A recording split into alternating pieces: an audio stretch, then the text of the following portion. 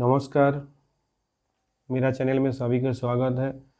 मैं आज rice related 20 question में आज डिस्कस करेंगे। तो उसके पहले मेरा हार्दिक स्वागत है। जो अभी तक सब्सक्राइब नहीं किया, प्लीज़ आप सब्सक्राइब कीजिए, क्योंकि मैं जब नया नया वीडियो डालेंगे तब आपके पास नोटिफिकेशन पहुंच जाएंगे। तो आने वाले जो ICAR JRF एग्ज़ाम है उसके साथ अभी जो हर स्टेट में जो एग्रीकल्चर ऑफिसर का जो एग्ज़ाम चल रहा है, तो उससे मेरा जो 20 क्वेश्चन है वो आपको हेल्प करेंगे। तो मेरा आज का पहले क्वेश्चन है क्या न एक्वाइचर disease of rice due to, अर्थात पैडी में जो एक्वाइचर डिजीज होता है वो किसके बारे में होता है। तो पहले जानना चाहिए जो एक्वाइचर disease one time of physiological disorder, वो किसके द्वारा होता है ना, जब कोई फार्मर लो लैंड में राइस कल्टीवेशन करते हैं और उसके साथ ज़्यादा से ज़्यादा एसिड फॉर्मिंग नाइट्रोजन फर्टिलाइजर डालते हैं, जैसे यूरिया, एमोनियम सल्फेट। तो क्या होता है ना, एमोनियम सल्फेट जब ज़्यादा डालते हैं तो अब हाइड्रोजन सल्फाइड का लेवल थोड़ा बढ़ जाते हैं एवं वो टॉक्सिसिटी लेवल में पहुंच जाते हैं, एवं तब क्या होता है ना, पौधों का जो जड़ों है वो न्यूट्रिएंट एब्जॉर्ब नहीं कर पाते हैं, यही प्रॉब्लम आते हैं।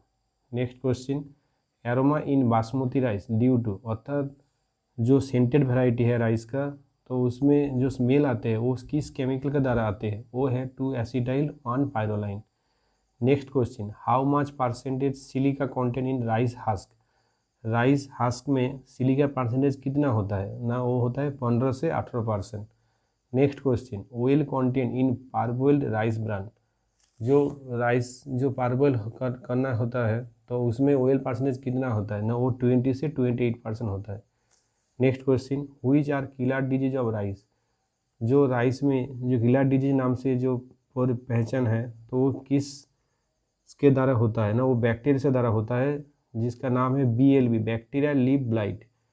तो इसका जो सिम्टम क्या होता है ना, पैडी का जो फ्लैग लीफ होता है, जो फ्लैग लीफ का किनारा बराबर वाइट पास्चुल जो दिखाई जाते हैं, एवं इसका मैनेजमेंट क्या होना चाहिए ना, स्टेप्टोसाइक्लिन 2 ग्राम पर लीटर में स्प्रे करना चाहिए, तो अब इसका नियंत्रण होता है।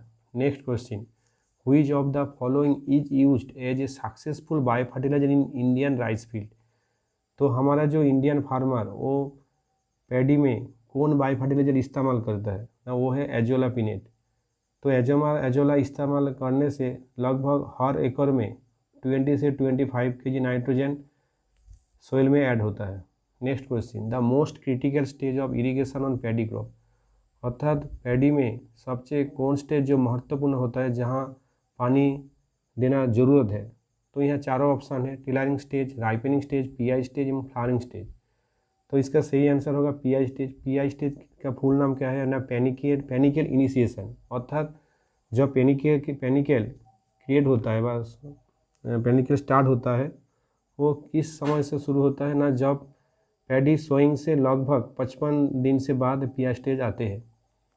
Next question, immediate duration rice, जिसका ड्यूरेशन का टाइम कितना है ना 120 days, which information on average length of growth stage is correct, जहाँ क्वेश्चन वेस्ट बंगाल ADA 2024 में आए थे। तो इसका एक थंब रूल है, मान लीजिए पैडी का जो स्टेज है वो तीनों भागों में मैं बांटा है, एक है वेजिटेटिव स्टेज, 2 है रिप्रोडक्टिव एवं 3rd है राइपनिंग स्टेज।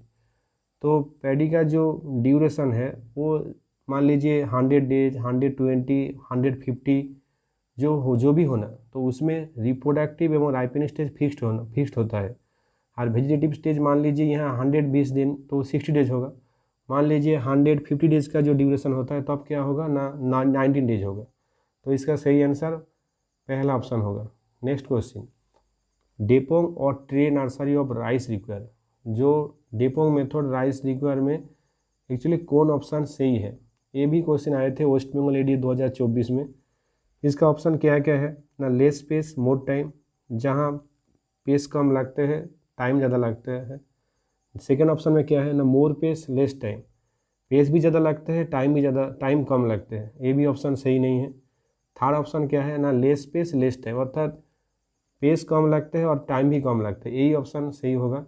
लास्ट ऑप्शन में क्या है ना, मोर पेस मोर टाइम, ये रॉन्ग आंसर है।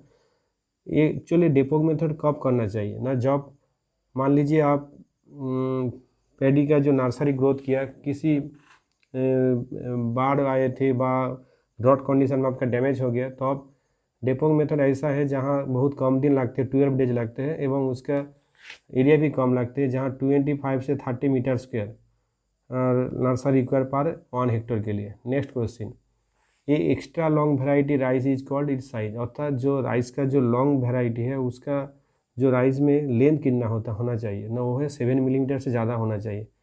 नेक्स्ट क्वेश्चन, ये भी वेस्ट बंगाल एडीए 2024 में आए थे। क्या है ना, leaf colour chart is use to assess LCC, जिसको शॉर्ट फॉर्म में आते हैं। एक्चुअली LCC क्या होता है, ये एक्चुअली पहले जानना चाहिए डेवलप कहाँ हुआ ना, ये हमारा जो central rice research centre Cuttack, वहाँ ये डेवलप किया।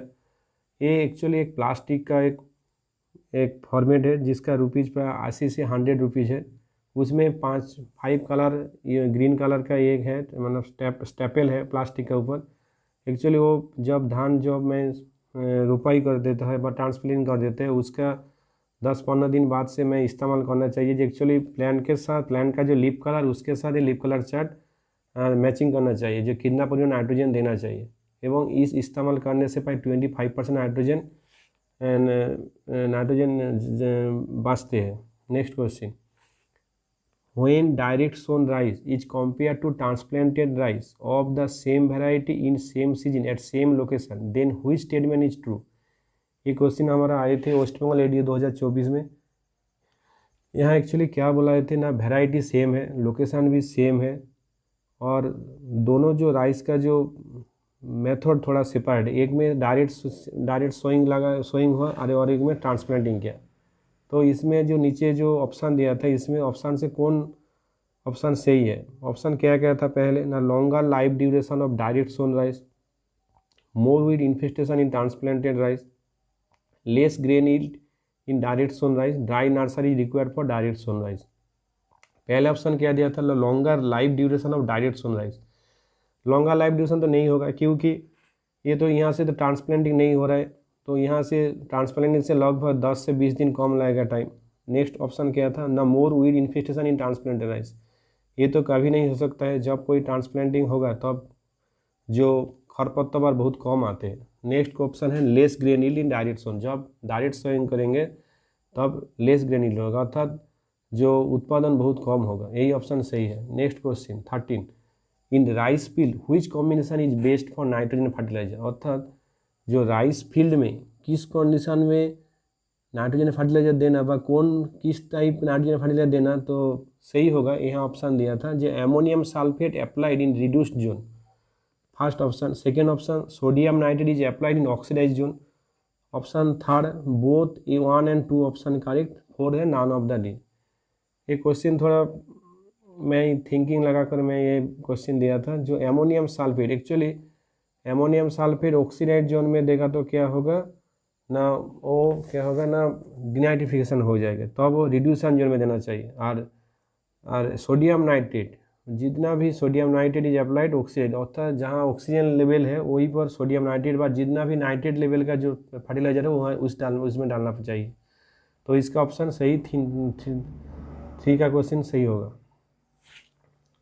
इचिनोकोलिया species is the alternative host for which insect, मतलब ये खरपतवार जिसमें कौन इंसेक्ट का जो वहन करता है वो है yellow stem borer, option third सही है।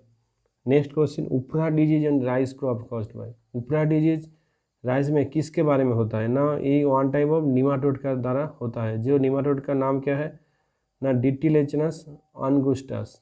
Next option, next question, which is a physiological disease of rice crop, तो नीचे जो डिजीज का नाम दिया था उसका अंदर में कौन है फिजियोलॉजिकल डिजीज ना, पहला ऑप्शन क्या है पानसुक डिजीज, सेकेंड ऑप्शन है खौरिया डिजीज, ऑप्शन थर्ड है both A and B option, option fourth seed blight. So seed blight तो नहीं होगा क्योंकि एक छत्रक का द्वारा होता है, और पैनसुक और खौरिया डिजीज दोनों भी फिजियोलॉजिकल डिसऑर्डर। तो खौरिया डिजीज किसके बारे में होता है ना, जिंक का डिफिशियंसी में होता है। इसका समाधान क्या है ना, 25 kg ना जिंक सल्फेट पर हेक्टेयर में डालना चाहिए। और पानसुक क्या है ना, अप्लाइड एमोनियम सल्फेट 15 से 20 kg डालना चाहिए पर हेक्टेयर में। नेक्स्ट क्वेश्चन, व्हेन अप्लाइड और बूटाकोर ऑन पैडी फील्ड, अर्थात बूटाकोरो एक वन टाइम ऑफ खरपतवार जिसका मार्केट नाम है मैचेटी। ये पैडी ट्रांसप्लांटिंग का कितना दिन के बाद डालना चाहिए ना, ये 2 से 5 डेज के अंदर में डालना चाहिए और 1.5 kg पर हेक्टर में डालना चाहिए। Next question, example of high zinc fortified rice variety. तो अभी मार्केट में कुछ जो रिसर्च सेंटर जैसे बेंगलोर, हमारा जो CRI और IRI, यहाँ से कुछ राइस वैरायटी डेवलप हो रहा है ना, जहाँ क्या हो रहा है ना, बाहर से लेकर न्यूट्रिएंट वहाँ डालकर और बायोकेमिस्ट्री के हेल्प से ये वैरायटी डेवलप हो रहा है। जो यहाँ बोला है जो जिंक ज़्यादा कौन वैरायटी में ज़्यादा रहता है वो है CR-धन 315, अर्थात इस मैच्योरिटी डेट कितना है 125 डेज एवं ये CRI कटक से डेवलप हुआ। Next, hulling percentage in rice crop. Hulling percentage rice में कितना रहता है 2 से 3% पैडी, मतलब परसेंटेज में कितना होगा ना 66%। Which option is correct for paddy crop. Next question, यहाँ क्या कहते हैं ना, पैडी का जो नीचे वाला जो ऑप्शन है कौन ऑप्शन सही है। यहाँ क्या बोला था ना, 500 litre water require for 1 kg dry matter production, अर्थात 1 kg ड्राई मैटर प्रोडक्शन के लिए 500 लीटर वाटर चाहिए। Next option, 5000 litre water require for 1 kg rice production, 1 kg rice production के लिए 5000 पानी चाहिए। और थर्ड है, rice grain rich in lysine is 4%, अर्थात राइस ग्रेन में 4% लाइसिन रहता है। और ऑप्शन 4 की ऑल अबव द गाइड, यहाँ सभी आंसर सही होगा, अर्थात आंसर होगा 4। तो सभी को धन्यवाद। तो मैं हार्दिक रिक्वेस्ट है आप काइंडली मेरा चैनल सब्सक्राइब कीजिए, क्योंकि मैं जब नया डालेंगे जो वीडियो तो आपके पास इंफॉर्मेशन मिल जाएगा। Thank you.